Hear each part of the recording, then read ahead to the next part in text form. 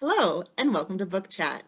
My name is Becca. I'm the Supervisor of Advisory Services here at the Skokie Public Library. And Book Chat is where we talk about books that we want to read, books that we're reading, and books that we've loved. Joining me today are Allyson and Maridsa, who are going to be sharing their books that they have been loving right now. But before I send it over to them, I am going to talk about a nonfiction title called Laziness Does Not Exist by Devon Price.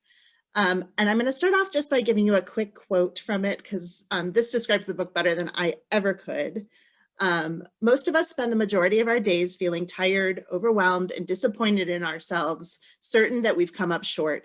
No matter how much we've accomplished or how hard we've worked, we never believe that we've done enough to feel satisfied or at peace. We never think we deserve a break. Through all the burnouts, stress-related illnesses, and sleep-deprived weeks we endure, we remain convinced that having limitations makes us lazy and that laziness is always a bad thing. This worldview is ruining our lives. So Devon Price is a doctor of sociology and a professor at Loyola University here in Chicago.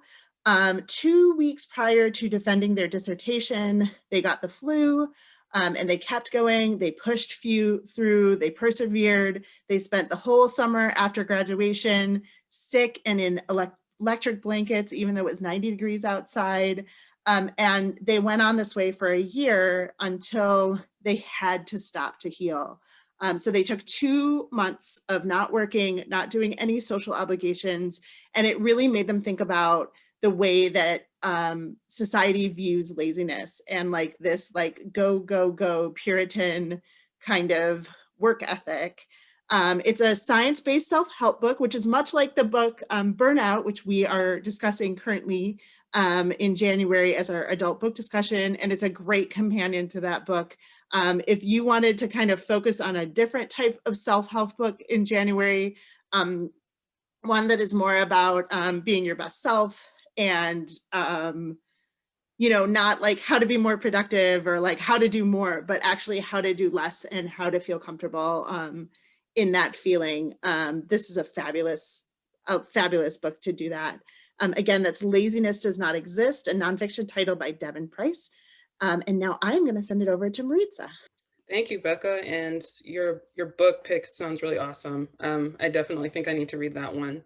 So thank you. My name is Maridsa. I'm a patron services assistant at the library. A book that I read recently and absolutely loved was The Vanishing Half by Bennett.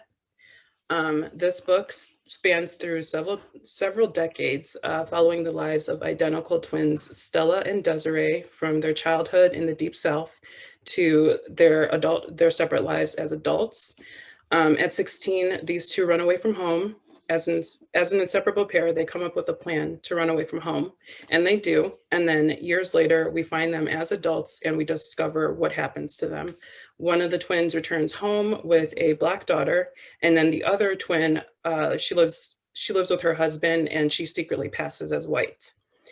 And so something that I really loved about this book was that I found myself really immersed in the story. I think that Brit does a really good job of tackling the big issues with care and simplicity.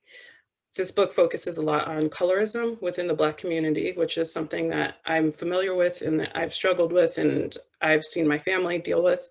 And it also focuses on racism as a bigger issue of what, Black people face in this country every day. I love how this book overall tackles the idea of generational trauma and how secrets and lies can impact other generations like the ones that we live in today.